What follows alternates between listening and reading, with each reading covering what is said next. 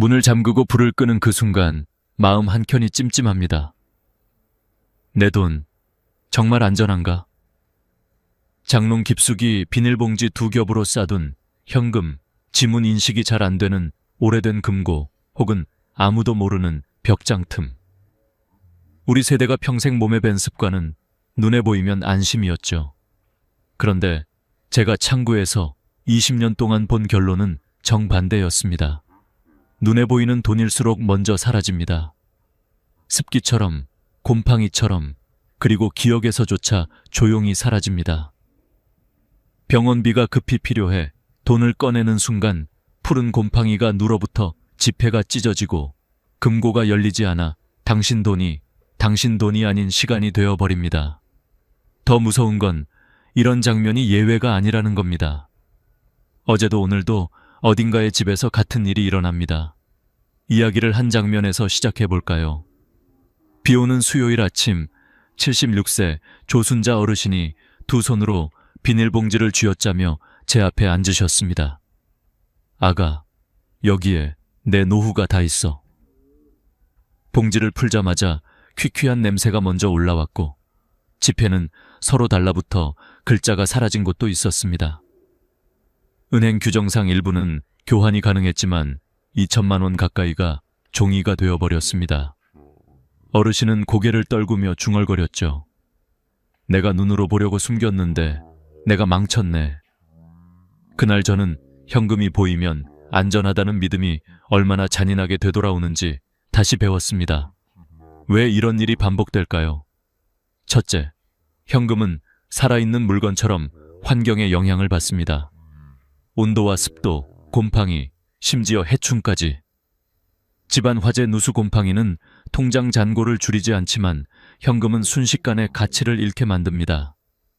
둘째, 사람의 기억은 금고가 아닙니다. 치매가 아니어도 장소를 바꾸고 비밀번호를 바꾸는 순간 위험이 시작됩니다. 81세 김영수 어르신은 장판 및 책장 뒤, 난방 배관 옆, 표시도 메모도 없이 바꿔두다 결국 위치를 잊으셨습니다. 가족들이 집안을 뜯다시피 찾아도 못 찾은 채 시간이 지나갔습니다. 셋째, 접근성의 함정입니다. 급할 때 바로 꺼내 쓰려고. 집에 둔 현금은 아이러니하게 급할 때 가장 먼저 막힙니다. 금고가 안 열리거나 본인이 병상에 누워 있을 때 아무도 꺼낼 수 없습니다. 공동 접근 장치도 위임장도 없으니까요.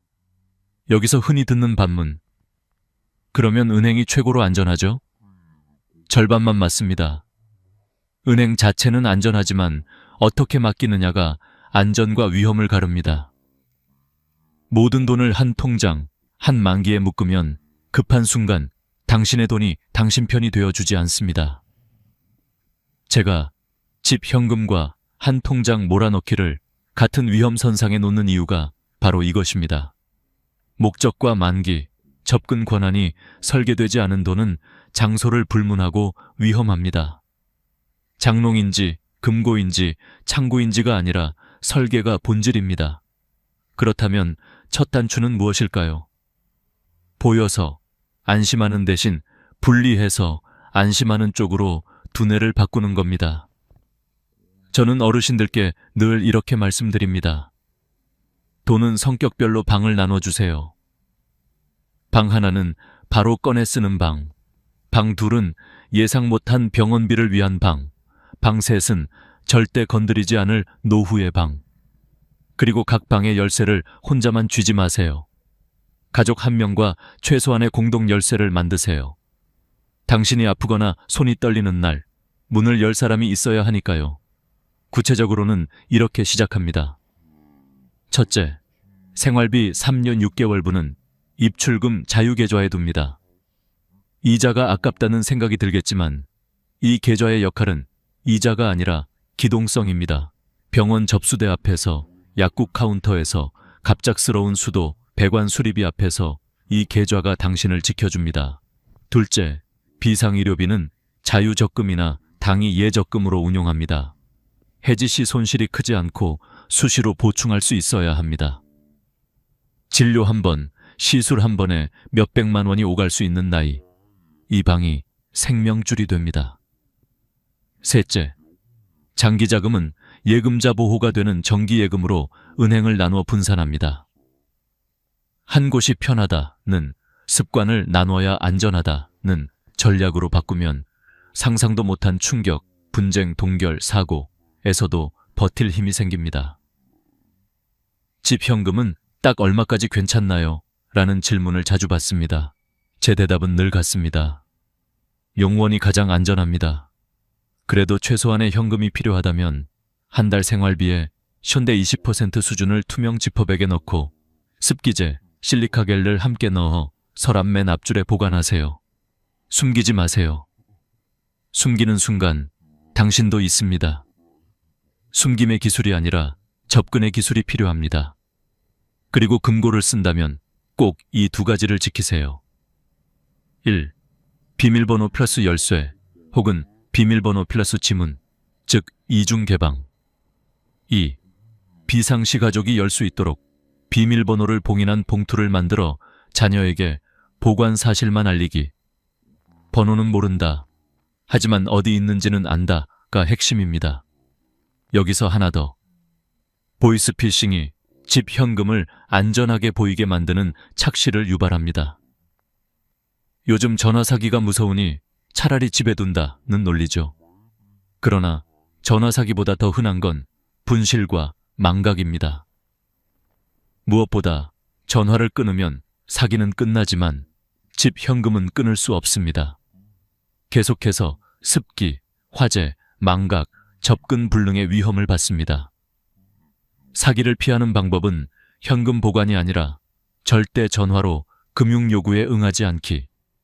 직접 은행 대표번호로 재확인하기 같은 행동 규칙입니다. 위험을 위험으로 이겨내려 하지 마세요. 위험을 규칙으로 이기세요. 마지막으로 가족과의 약속을 만드세요. 매달 마지막 주 일요일 수십 분. 통장 잔액, 비상자금 위치, 금고 접근법, 병원비 계좌, 이 4가지만 공유합니다. 혼자서 모든 걸 잘 지키는 시대는 끝났습니다. 함께 안전하게 지키는 시대입니다. 장롱의 어둠은 안심을 주지만 기록과 공유의 빛이 진짜 안전을 줍니다. 당신의 돈은 어둠에 숨길 대상이 아니라 빛 속에서 설계할 자산입니다. 그리고 그 첫걸음은 현금 안전이라는 오래된 문장을 과감히 지우는 일입니다. 눈으로 보이는 대신 계획으로 보이게 하세요. 내일 새벽 갑자기 몸이 말을 안 들어도 돈 많은 당신 편에 서 있도록 오늘 밤 장롱문을 한 번 더 열었다면 닫기 전에 한 가지만 묻고 닫으세요. 이 돈 내일 아침에도 내 편일까? 은행. 우리는 평생을 은행과 함께 살아왔습니다. 월급이 들어오고 연금이 들어오고 이자도 거기서 나옵니다. 그래서 대부분의 사람들은 이렇게 말하죠. 은행에 맡기면 괜찮겠지. 하지만 제가 은행 창구에서 20년 동안 본 현실은 달랐습니다. 어떻게 맡기느냐에 따라 같은 은행이 천국이 되기도 함정이 되기도 합니다. 가장 많이 발생하는 실수는 한 통장 몰아넣기입니다. 많은 어르신들이 이렇게 생각합니다. 금액이 커야 이자도 더 주지 않나요? 그게 효율적이잖아요. 맞습니다. 하지만 효율과 안전은 전혀 다른 개념입니다. 효율을 좇는 순간 안전은 조용히 사라집니다. 72세 이정후 어르신의 이야기를 해드릴게요. 이 어르신은 퇴직금 1억 2천만 원을 한 은행의 한 통장에 넣으셨습니다. 이유는 단순했습니다. 금액이 크면 우대금리 0.5%를 준다더군요. 그런데 6개월 후 부인이 갑자기 수술을 하게 되었습니다. 병원에서 수술비 3천만 원을 바로 내야 했습니다. 하지만 통장을 해지하려니 중도 해지, 수수료 150만 원, 그리고 금리 손실까지. 실제로 손에 쥔 돈은 2,500만 원 뿐이었습니다.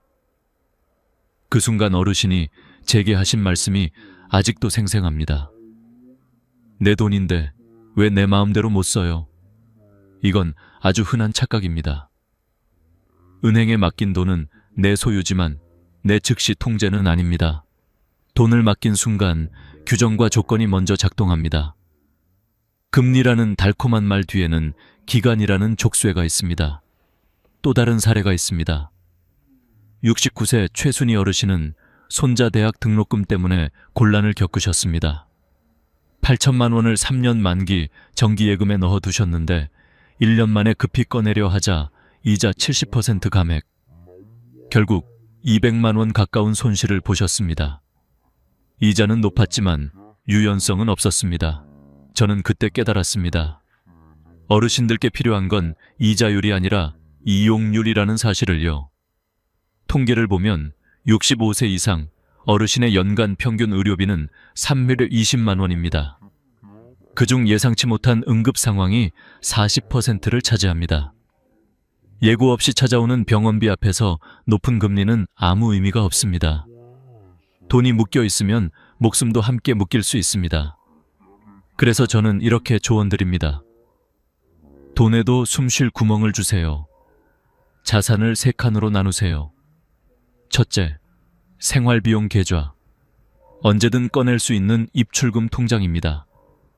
병원비, 약값, 생활비를 이 통장에서 해결합니다. 둘째, 비상금 계좌. 자유적금 혹은 당위 예금입니다. 갑자기 큰 돈이 필요할 때 손해 없이 찾을 수 있어야 합니다. 셋째, 노후자산 계좌. 장기 정기예금으로 분산해 두세요. 여러 은행에 나누어 두면 예금자 보호도 2배로 강화됩니다. 실제로 71세 한명순 어르신은 이 방법으로 퇴직금 1억 원을 완벽히 지키셨습니다. 생활비 2천만 원은 입출금 통장, 의료비 대비 3천만 원은 자유적금, 나머지 5천만 원은 정기예금으로 분산. 6개월 후 백내장 수술이 필요했을 때 자유적금에서 바로 1천만 원을 인출해 해결하셨습니다. 만약 전부 정기예금이었다면 중도해지 수수료로 100만 원 이상을 잃었을 겁니다. 이처럼 돈은 목적에 따라 구분할 때 가장 강해집니다. 돈은 돈일 뿐이라는 말, 이젠 버리세요. 돈에는 역할이 있습니다. 쓰이는 타이밍이 다릅니다. 은행이 당신 돈을 지켜주는 것이 아니라 당신의 설계가 돈을 지켜줍니다. 여기서 또 하나 중요한 점, 예금자 보호 한도입니다. 2025년 9월부터 예금자 보호 한도가 1억 원으로 상향됩니다. 나는 2억 있으니까 한 은행에 넣어도 되겠지? 아닙니다. 1억 원 초과분은 보호되지 않습니다. 예를 들어 KB국민은행에 2억을 넣었다면 1억 원까지만 안전합니다.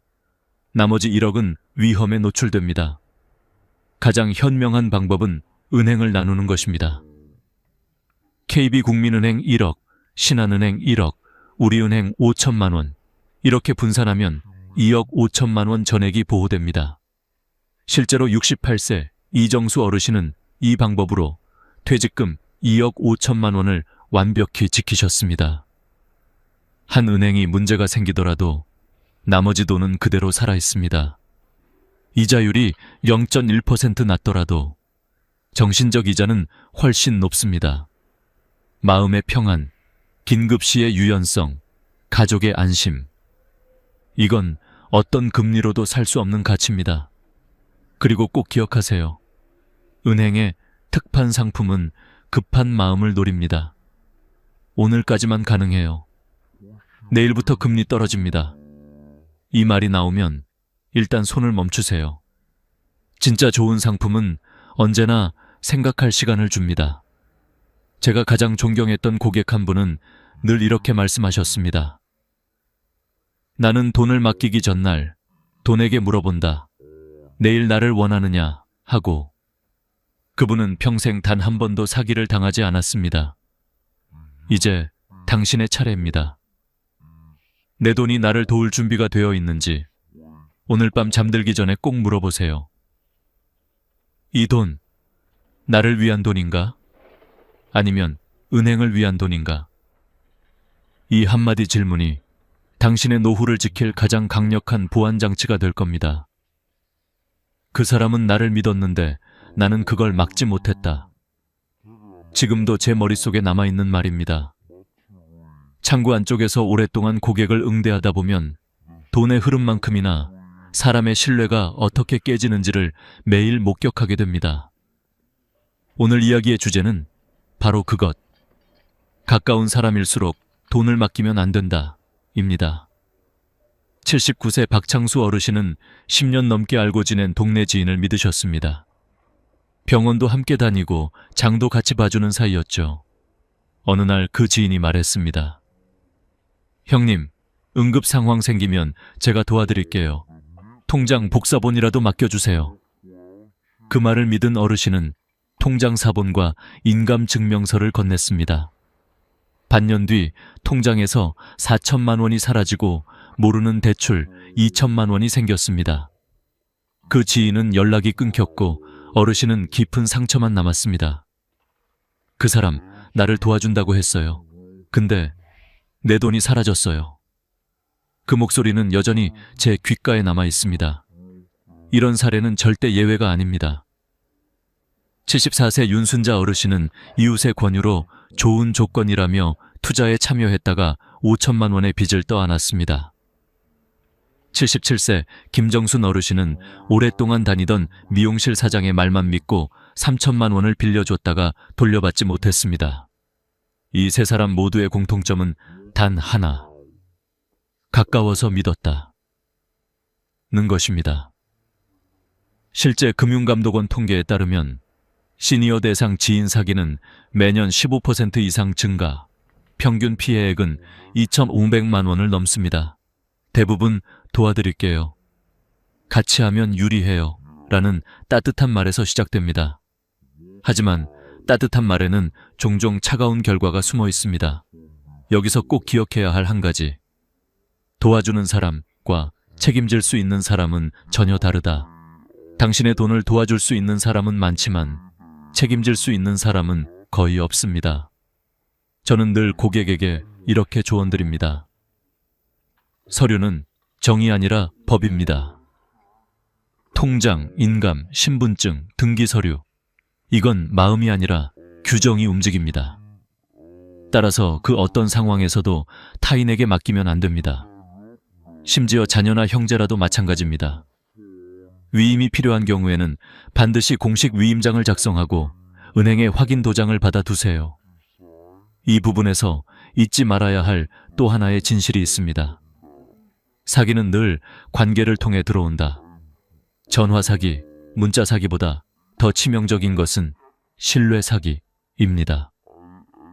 가까운 사람의 말은 경계심을 무너뜨립니다. 이 사람은 다르다. 그래도 이 사람은 내 편이지. 이 한마디가 평생 모은 돈을 무너뜨립니다. 여기서 실제로 제가 직접 만난 70대 부부의 사례를 소개하겠습니다.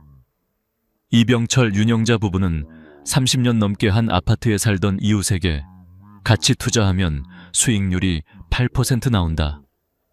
는 말을 듣고 은행 예금을 깨서 1억 원을 맡겼습니다. 처음 3달 동안은 매월 70만 원씩 이자를 받았습니다. 하지만 넉 달째 입금이 멈췄습니다. 연락이 끊기고 사무실은 이미 비워졌습니다. 결국 경찰에 신고했지만 개인 간 거래로 분류돼 민사소송을 걸어야 했습니다. 변호사 비용만 수백만 원이 들었고 결국 돈은 돌려받지 못했습니다. 어르신은 이렇게 말씀하셨습니다. 사기꾼보다 더 미웠던 건 내 믿음을 이용했다는 거예요. 믿음은 귀하지만 돈은 냉정해야 합니다. 특히 나이가 들수록 감정의 온도보다 서류의 온도를 먼저 확인해야 합니다. 돈이 오가는 모든 과정은 기록으로 남겨야 하고 반드시 증거가 있어야 합니다. 현금 거래는 절대 하지 마세요. 이체 기록이 남는 계좌 거래만 하세요. 돈 문제는 돈으로만 남기고 감정은 따로 관리하세요. 이것이 제가 은행에서 배운 가장 현실적인 조언입니다. 그렇다면 누군가가 같이 하자고 할 때 어떻게 대처해야 할까요? 첫째, 좋은 이야기일수록 천천히 듣는다. 급하게 서명해야 한다면 그건 좋은 제안이 아닙니다. 둘째, 한 번이라도 서류를 가져와 가족과 검토한다. 혼자서 결정하지 마세요. 셋째, 은행원이나 변호사에게 한 번이라도 문의한다. 한 통의 전화가 평생의 돈을 지킬 수도 있습니다. 여러분, 인간의 신뢰는 소중합니다. 하지만 신뢰만으로 돈을 관리하면 그 신뢰도 잃습니다. 사람은 믿을 수 있어도 돈의 규칙은 믿지 않으면 안 됩니다. 돈은 감정이 아니라 조건으로 움직이는 존재입니다. 오늘 이 이야기를 들은 후 한 가지 실천만 하셔도 됩니다. 지금 휴대폰을 꺼내서 메모하세요. 내 통장, 내 손에만. 내 서류, 내 눈앞에만. 이 두 줄의 문장이 당신의 평생 자산을 지킬 보안 프로그램이 될 것입니다. 혹시 지금 마음속으로 떠오르는 사람이 있나요? 그 사람은 괜찮을 거야. 그 생각이 바로 시작입니다. 신뢰는 사람에게 주시되 통장은 오직 자신에게만 두세요. 그것이 당신의 노후를 가장 확실히 지키는 방법입니다. 어르신, 이건요. 어르신 나이에 딱 맞는 상품이에요. 제가 은행 창구에서 수없이 들었던 문장입니다. 이 한마디에 수많은 분들이 사인을 했고 그 사인 한 번으로 수백만 원, 수천만 원을 잃었습니다. 오늘은 제가 직접 보고 들은 은행 직원들의 달콤한 멘트가 어떻게 당신의 돈을 빼앗는지 그 숨겨진 메커니즘을 이야기하려 합니다. 68세 김순덕 어르신은 평생 저축만 하시던 분이었습니다. 하루는 은행에 가서 그냥 예금 좀 넣을게요 하셨습니다. 그런데 직원이 이렇게 말했죠. 이건 어르신 나이에 맞는 시니어 전용 상품이에요. 이자도 높고 안전해요. 순덕 어르신은 자세한 설명도 듣지 않고 사인했습니다. 하지만 그 상품은 시니어 맞춤 펀드였습니다. 예금이 아니라 투자 상품, 즉 원금이 보장되지 않는 상품이었던 겁니다. 몇 달 후 주식시장이 떨어지면서 1천만 원 가까운 손실이 발생했습니다. 어르신은 고개를 숙인 채 말씀하셨습니다. 난 예금 넣은 줄 알았는데 왜 돈이 줄었죠? 비슷한 사례가 이어졌습니다.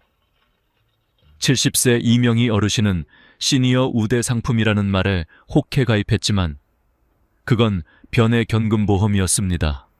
매달 보험료를 내야 하고 연금을 받으려면 80세가 돼야 했습니다. 80세까지 살 수 있을지도 모르겠는데 라며 한숨을 쉬셨죠. 65세 박철수 어르신은 시니어 전용 적금이라는 설명을 듣고 가입했는데 알고 보니 펀드와 보험이 섞인 복합 상품이었습니다. 설명서는 30페이지가 넘었지만 직원은 그냥 간단한 적금이에요 라고만 말했습니다. 여러분 기억하세요. 나이에 맞는 상품이라는 말은 듣기 좋지만 근거 없는 표현입니다. 금융상품은 나이로 고르는 게 아니라 목적과 상황으로 고르는 것입니다. 그 다음 멘트는 이것입니다. 오늘 안 하시면 손해예요. 내일부터 금리 떨어져요. 이건 거의 모든 영업의 교과서적인 문장입니다. 사람의 심리를 압박해서 생각할 시간을 빼앗는 말이죠. 70세 최인숙 어르신은 단순히 은행에 공과금 내러 가셨습니다. 그런데 창구 직원이 말했습니다. 어르신, 오늘까지만 가능한 특별 상품이 있어요. 내일부터 조건이 달라져요. 그 말에 서명했는데 그 상품은 예금이 아니라 ELS, 주가 연계 파생 상품이었습니다. 주식이 떨어지면 원금 손실이 발생하는 고위험 상품이었죠. 결국 6개월 만에 800만 원을 잃었습니다. 하루만 더 생각했어도 안 했을 텐데. 어르신의 말이 아직도 귓가에 남습니다. 또 73세 김영우 어르신은 월말 특가라 오늘 가입해야 해요 라는 말에 혹해 10년 만기 변액보험을 가입했습니다. 매달 50만 원을 내야 하고 중도 해지 시 납입액의 60%만 돌려받을 수 있었습니다. 결국 3년 뒤 해지했을 때 손실액이 1,200만 원에 달했습니다. 이런 심리전은 늘 비슷한 패턴을 따릅니다. 1. 시간 압박, 2. 혜택 강조, 3. 결정을 재촉, 4. 서명 유도. 이 4단계를 기억하세요. 한 단계라도 밟히면 반드시 내일 다시 오겠다 라고 말해야 합니다. 그리고 3번째, 가장 위험한 멘트. 자녀분들께는 말씀 안 하시는 게 좋습니다. 이 말이 나오면 그 자리에서 즉시 중단하세요. 왜냐하면 비밀이라는 말은 항상 사기의 전조이기 때문입니다. 74세 윤경자 어르신은 직원에게 이런 말을 들었습니다. 자녀분들이 알면 복잡해질 수 있어요. 이건 어르신 세대 전용 상품이라 가족은 잘 몰라요. 그 말을 믿고 혼자 계약했는데 6년 묶이는 변액보험이었습니다. 중도 해지 수수료만 200만 원이 넘었습니다. 76세 서명숙 어르신은 자녀들이 알면 투자 못하실 거예요 라는 말에 소가 5천만 원을 해외 부동산 펀드에 투자했습니다. 6개월 뒤 그 회사는 사기업체로 드러났습니다.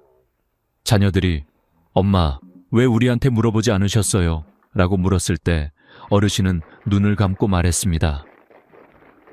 그때 그 직원이 말했어요. 가족보다 제가 더 잘한다고.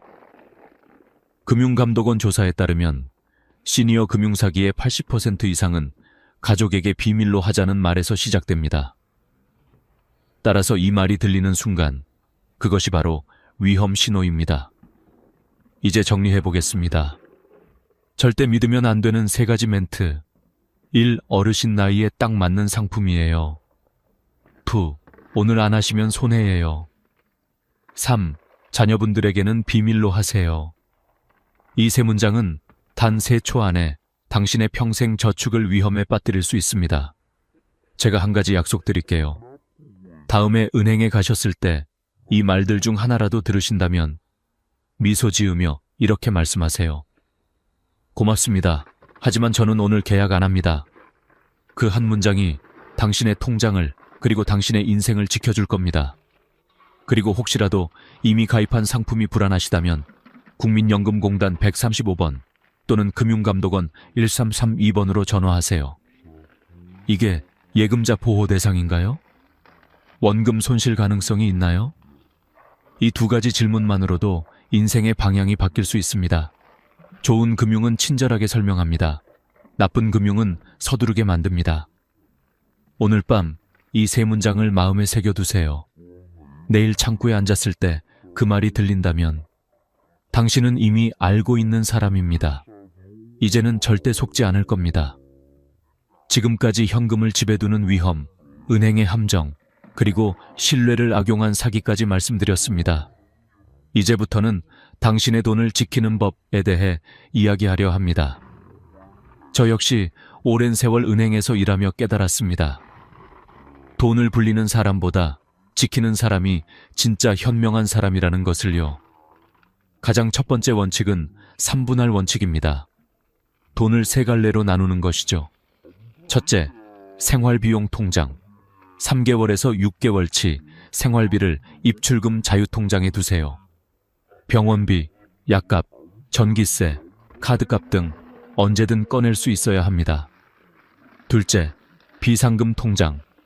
예기치 못한 병원비나 가족의 도움 요청 등에 대비해 자유적금이나 단기 예금으로 운영하세요. 손해 없이 찾을 수 있는 구조여야 합니다. 셋째, 노후자금 통장. 절대 건드리지 않을 돈만 장기 정기 예금에 넣으세요. 여러 은행으로 분산하면 예금자 보호 한도 안에서 전액 안전하게 관리할 수 있습니다. 71세 한명순 어르신의 사례를 다시 떠올려 보세요. 퇴직금 1억 원을 생활비, 비상금, 장기예금으로 정확히 나누셨습니다. 6개월 뒤 백내장 수술을 받을 때 비상금 통장에서 1천만 원을 즉시 인출했습니다. 만약 모든 돈을 정기예금에 묶어뒀다면 중도해지 수수료로 100만 원 넘게 손해를 봤을 겁니다. 2번째 원칙은 예금자 보호제도의 활용입니다. 2025년 9월부터 보호 한도가 1억 원으로 늘어납니다. 즉, KB국민은행에 1억, 신한은행에 1억, 우리은행에 1억, 이렇게 나누면 총 3억 원까지 보호됩니다. 한 은행이 파산하더라도 나머지 은행의 돈은 그대로 유지됩니다. 68세 이정수 어르신은 이 원칙으로 퇴직금 2억 5천만 원을 완벽히 보호하고 계십니다. 3번째 원칙은 응급 상황 대비입니다. 본인이 병원에 입원하거나 의식을 잃었을 때 가족이 대신 돈을 찾을 수 있어야 합니다. 75세 김철로 어르신은 뇌경색으로 쓰러지셨지만 미리 아들과 공동명의 통장을 만들어둔 덕분에 수술비를 바로 낼 수 있었습니다. KB국민, 신한, 하나은행에는 지원 신탁이나 후견 제도가 있습니다. 이건 본인이 의사결정 능력을 잃었을 때 미리 지정한 가족이 대신 돈을 관리할 수 있는 제도입니다. 내가 아프면 내 돈이 나를 도와줄 수 있어야 한다. 이것이 바로 응급 대비의 핵심입니다. 네 번째 원칙은 금리보다 안전입니다. 은행 창구에서 이건 5% 이자예요 라는 말이 나올 때 반드시 다시 물어보세요. 그럼 원금은 100% 보장되나요? 대부분의 경우 아닙니다. 예금 금리가 3%인 시대에 퍼센트를 약속하는 상품은 반드시 리스크가 있습니다. 69세 박영미 어르신은 그 점을 이해하고 모든 돈을 예금에만 넣으셨습니다. 10년 동안 한 번도 손실이 없었죠. 이자는 적었지만 마음의 평화는 그 어떤 이자보다 컸습니다. 다섯 번째 원칙은 결정을 혼자 하지 않는 것입니다. 좋은 상품이라면 가족과 함께 검토할 여유를 줍니다. 지금 사인 안 하시면 손해입니다. 라는 말은 거의 항상 위험의 다른 표현입니다. 73세 윤승희 어르신은 이 말을 실천으로 옮기셨습니다. 하루만 더 생각해 볼게요. 그 한마디로 고위험 펀드 가입을 피하셨습니다. 은행 직원이 권유한 상품이 실제로는 주식형 펀드였거든요. 이제 당신이 스스로를 지키기 위한 질문을 하나만 마음속에 새기세요. 이 상품이 정말 나를 위한 건가? 은행이 고객 맞춤이라고 말해도 그 고객은 당신이 아닐 수도 있습니다.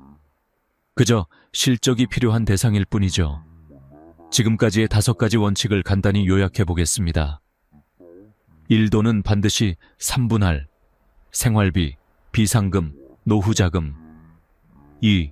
예금자 보호 한도 내에서 은행 분산. 3. 응급 상황 대비, 공동명의 혹은 후견 신탁. 4. 금리보다 안전을 우선. 어떤 결정도 혼자 하지 않기. 이 5가지 원칙은 단순한 돈 관리법이 아닙니다. 당신의 인생을 지키는 방패입니다. 제가 오랫동안 고객을 상담하면서 가장 마음이 아팠던 말이 있습니다.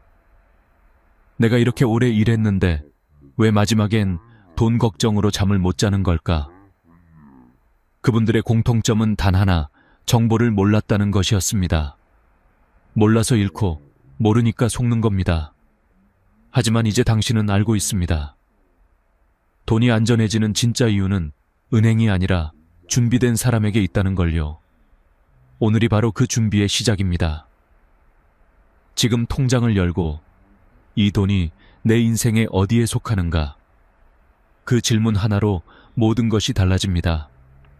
돈이 당신을 지켜주는 날까지 당신의 선택이 가장 큰 이자입니다. 은행에서 20년을 일하며 저는 수천 명의 어르신들을 만났습니다.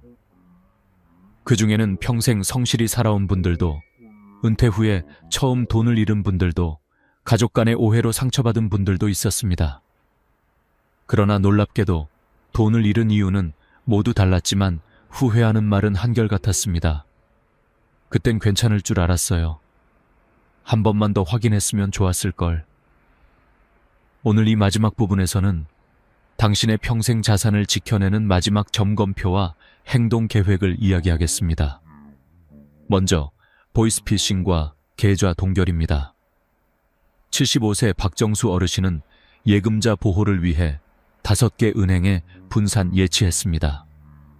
그런데 어느 날 보이스피싱 전화를 받고 한 계좌에서 송금을 한 순간 모든 계좌가 동결되었습니다. 범죄에 연루됐습니다. 라는 경찰 사칭 전화 한 통이 그의 노후를 마비시켰던 거죠.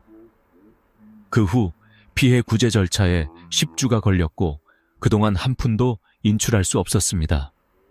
여러분 기억하세요. 진짜 은행은 먼저 전화하지 않습니다. 안전 계좌로 이체하세요라는 말은 100% 사기입니다. 이 말을 들으면 즉시 전화를 끊고 직접 은행 대표번호로 문의하세요. 또한 비밀번호는 가족 한 명에게만 안전하게 공유하세요. 74세 조영철 어르신은 금고 비밀번호를 휴대폰 메모장에 저장해두고 아들에게도 알려두셨습니다.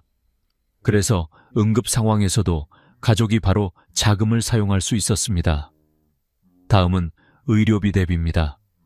통계적으로 65세 이후 의료비는 급격히 증가합니다. 특히 75세 이상은 연간 평균 500만 원 이상을 의료비로 지출합니다. 73세 박정희 어르신은 병원비 전용 통장을 따로 만들어 매달 30만 원씩 자동 적립하셨습니다. 작년에 무릎 수술을 받으셨을 때 이 통장이 큰 도움이 되었다고 하셨죠. 그분의 말이 아직도 기억납니다. 건강은 준비가 안 돼 있을 때 찾아오지 않아요. 돈도 마찬가지예요. 그리고 가족과의 금융소통이 중요합니다. 매월 한 번은 가족들과 모여 돈 이야기의 날을 가지세요. 75세 김영순 어르신은 매월 마지막 일요일마다 아들, 딸과 함께 통장 잔액과 예금 현황을 점검하십니다. 처음엔 귀찮아하던 애들이 이제는 먼저 물어요. 엄마, 이번 달은 괜찮아요. 가족은 가장 든든한 보험입니다. 또한 투자 권유나 지인 제안은 반드시 전문가와 상의하세요. 76세 서명호 어르신은 친구의 권유로 땅 투자에 참여하려 했습니다. 1년에 20% 수익 낸대요. 하지만 아들에게 상의한 결과 그 친구도 이미 사기를 당해 더 많은 사람을 끌어오라는 협박을 받고 있었던 겁니다. 사기는 늘 가까운 곳에서 온다는 것 잊지 마세요. 이제 마지막으로 자기 점검 리스트를 드리겠습니다. 지금 이 문항들을 하나씩 떠올리며 답해보세요. 현금을 집에 보관하고 있지 않은가? 모든 돈을 한 통장에 넣어두진 않았는가? 누군가에게 금융서류를 맡기진 않았는가? 한 은행에 1억 원 이상 예치하진 않았는가? 응급 상황에서 가족이 대신 돈을 찾을 수 있는가? 가족이 내 금융 현황을 알고 있는가? 의료비 대비 자금이 따로 있는가? 공동명의 계좌나 후견 제도를 준비했는가? 이 중 하나라도 예라면 지금 바로 조치를 취하세요. 돈은 많이 모으는 사람보다 끝까지 지켜내는 사람이 진짜 현명한 사람입니다. 이제 당신이 해야 할 구체적인 행동 계획을 말씀드리겠습니다. 이번 주 안에는 현재 자산 현황을 가족과 공유하세요. 다음 주까지는 3분할 원칙에 따라 돈을 나누세요. 이달 안에는 자녀와 공동명의 계좌를 만드세요. 다음 달까지는 예금자 보호 한도를 기준으로 은행을 분산하세요. 그리고 꼭 기억하세요. 내 돈은 내가 지킨다. 그 말은 이기적인 게 아닙니다. 그건 당신의 가족을, 당신의 인생을 지키는 책임입니다. 저는 오늘 이 이야기를 단순한 금융 조언이 아니라 하나의 인생 경험으로 드리고 싶습니다. 20년 동안 창구 안에서 저는 참 많은 눈물을 봤습니다. 하지만 이제는 그런 눈물이 줄어들길 바랍니다. 당신이 오늘 이 영상을 듣고 단 한 가지라도 실천한다면 그것이 누군가의 노후를 그리고 당신의 평화를 지킬 수 있습니다. 마지막으로 말씀드립니다. 돈은 은행이 지켜주는 것이 아닙니다. 준비한 사람이 지켜냅니다. 그 준비는 오늘, 이 순간부터 시작됩니다. 오늘의 이야기가 도움이 되셨다면 좋아요와 구독을 눌러주세요. 그리고 댓글로 알려주세요. 나는 내 돈을 이렇게 지키고 있어요. 당신의 한 줄의 댓글이 누군가에게는 평생의 희망이 될지도 모릅니다.